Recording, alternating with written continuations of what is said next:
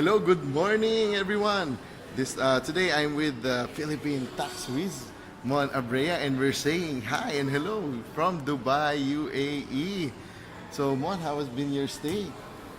Okay naman, it's fun and it's good to meet a lot of our OFWs, especially those who have started their own business here in Dubai. Grabe, no? Sobrang inspiring yung stories nila. Oo. Parang whenever we ask them at how their lives were, parang it's such a total change. So, how valuable is the knowledge in taxation for OFWs?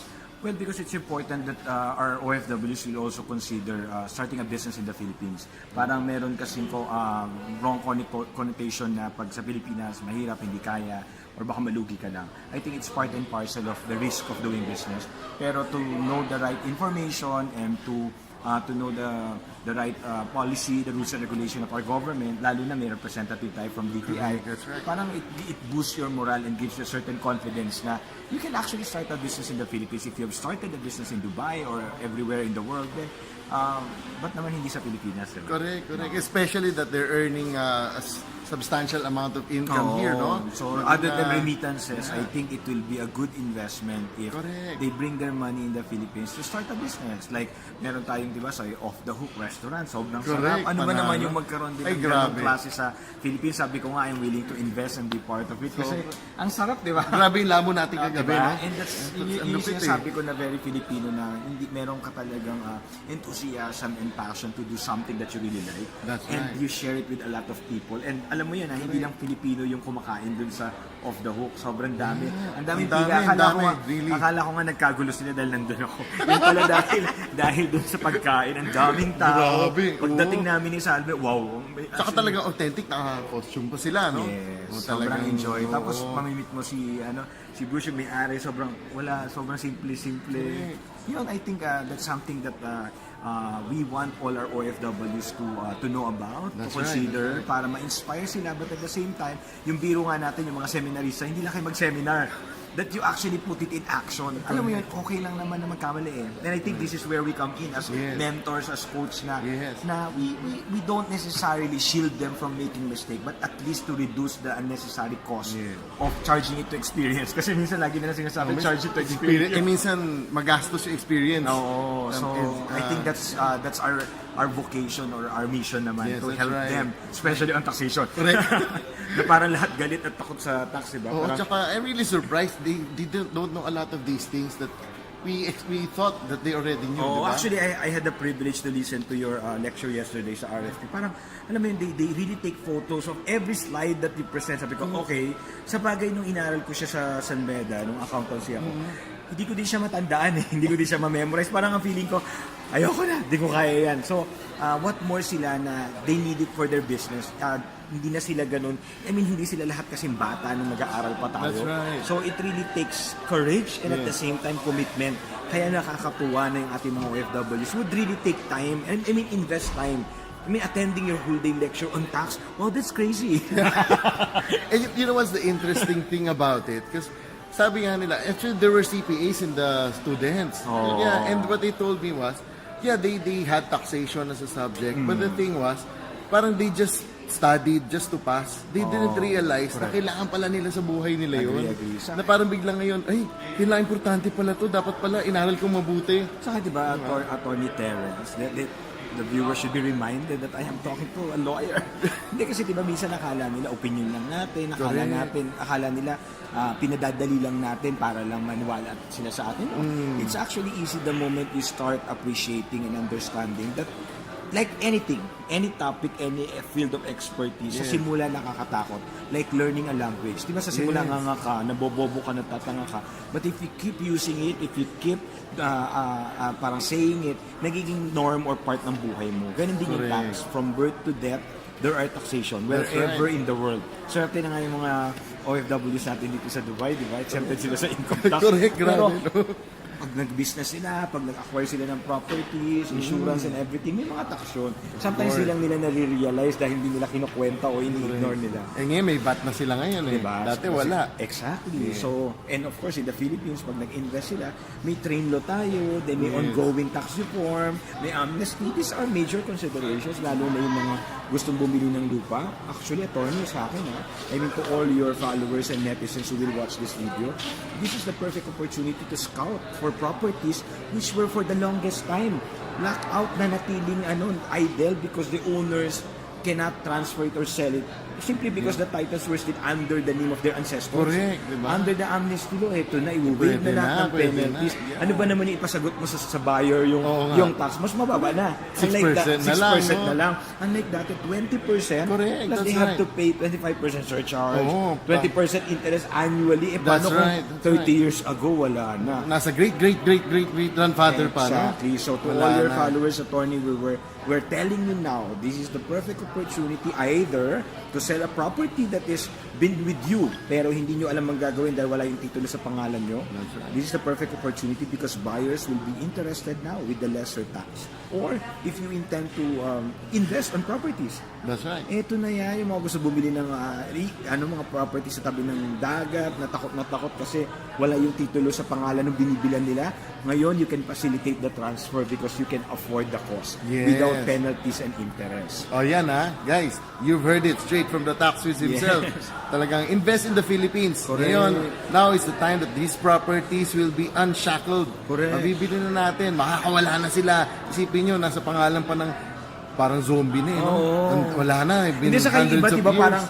parang naka-plastic na lang na kasi naghiwa-hiwalay na yung titulo. Parang tagpi-tagpi na. Buti na nga lang ngayon, may e-title na. Exactly. So, I mean, there are a lot of developments or positive changes happening in our country, in the Philippines. And it's important that we partake or we participate. We take advantage of this opportunity. Yes. Diba kasi nung mga bata tayo, parang wala naman tayong pakialam kung may lupa ka, etc. Or kung ano yung tax. Ngayon, that's right. Parang ano yan it's not unlike in a relationship na what you don't know won't hurt you. Dito pag ignorante ka, pag wala kang alam sa tax, mapapabigat o mapapalaki yung babayaran mo. Simply because nagpass na yung deadline or may penalties na or it could have been cheaper pero dahil mali yung proseso or transaction na ginawa mo, mas malaking binayaran mong tax. So sa akin, tax should be your friend. Yes, diba? yes. I mean, you don't need to be expert but at least on the transactions that you have to do or pag nag-business ka, magkaroon ka ng idea ano nga ba yung mga babayaran ko tax? Paano makakatipid? Diba? Tama. At least sabi nga natin lagi, di ba?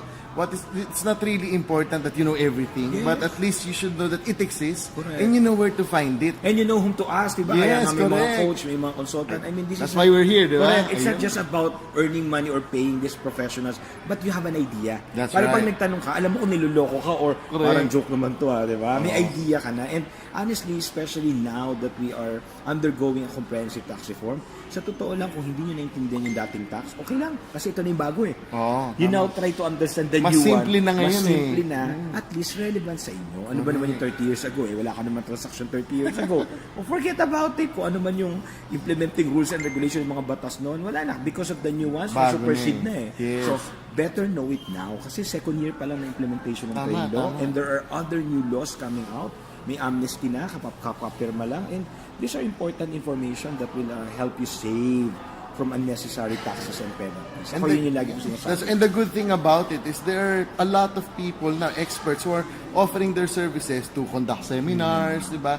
Talagang marami ng awareness initiative, and we should all take advantage of that. Correct. In fact, sabi nga namin, 10 years in tax advocacy, siguro ang pinaka-contribution namin, more people are asking about taxes. Hindi tulad dati pinagbubulungan lang, parang illegal yung pinag-uusapan. Ngayon, people are openly asking in social media, in seminars. I mean, seeing people attending tax seminars, wow, I mean, that's a big leap compared before na parang lawyers and accountants lang ang umaattend. Ngayon, even the young people, I mean, they're interested to know more about taxes. Especially that a lot of people are also getting into entrepreneurship and they realize the need for tax knowledge, di ba? Kasi otherwise, yun yung nakikita ko na problema ng a lot of business people. They focus too much on operations, on marketing, but most of the time they forget the accounting side, the legal side, the tax side. Tapos biglang darating si BIR, ay, hindi ko pala nabayaran yung tax. Correct. So right now, at least people are really getting to know and starting to see the value of learning taxation. And to see your options, like now, under the trade note, diba, we're talking about optional 8%. Are you even qualified for that? How do you go through or how do you avail of it? or with a single person corporation. What is the advantage? No? Kasi Maganda rin nun. marami sa atin takot sa korporasyon kasi daw malaki yung capital requirement, technical, maraming tao ang kailangan. Now, you can afford to actually set up your own corporation by yourself. But again, it's important to know the essentials. Yes. Bago tayo tumalon doon, diba? Tama. Same with the train law. Maraming nag-criticize sa train law. But you know, there is no law without benefit. That's Why right. don't you try to understand first the benefit and try to avoid the not so good provisions para hindi ka tama. Correct. Kasi nga, knowledge is Yes, it's power, not just diba? power, pero it will save you millions of pesos. That's So right. invest really in education, in knowing the right thing to do, and choose to do the right thing. invest in yourself first. Yes, Kumbaga, agree. Yeah, that's why we're here and we're always here to help. Thank you very much, Tax Whiz, Mon Abrea. Welcome, So, Attorney basta, Terence. whenever you have tax questions, feel free to contact us. And we're right here in Dubai helping our fellow Filipinos learn more about taxation and finance. Correct. And of course, we are launching a new book. We have our train handbook. It's already available in all our roadshow. Yes, we got a question about taxes. Ask the Tax Whiz Train Edition. But we're also launching 2 more books. One with Salve Duplito. It's actually tax on the money thing. Yun yung concept niya. Para combination. Investment, entrepreneurship, relationship, whatever. And what are the tax implications para mas aware at mas inform yung ating mga judgment. Then of course, we'll be releasing another train handbook. This will be 2019 edition, including the amnesty and all other new implementing rules and regulations. Keep in mind that this is not a tax book. It's a handbook. It's a Q&A, so you don't have to be expert. But if you have a question, go to the table of contents, just look for your question and you'll find the answer inside. It's very handy, guys. So look. Yeah, Look how and thin thank it you, is. Attorney Terence, kasi lahat ng students mo yesterday, they got a copy, and even sa, Abu Dhabi, sa Doha, dadalhin pa. So, thank you sa very Qatar. much. We will be going around different countries to meet our OFWs in partnership with DTI. And of course, maraming salamat sa Money Talks, kay Randall, of course, kay Attorney Terence, for accommodating us here in Dubai. Sobrang nakakatuwa ma-meet yung ating mga OFWs. Sobra. And for them to have tax questions, I mean, it's no longer weird. But it's refreshing to know that more people are asking about taxes so that they can really avoid unnecessary taxes and do the right thing. Correct. Thank you very much. Okay, thank you very much. Salamat See you. ulit. Thank God you. bless. Kakain na kami. Grabe, Ulit. masarap kumain dito. Bye guys.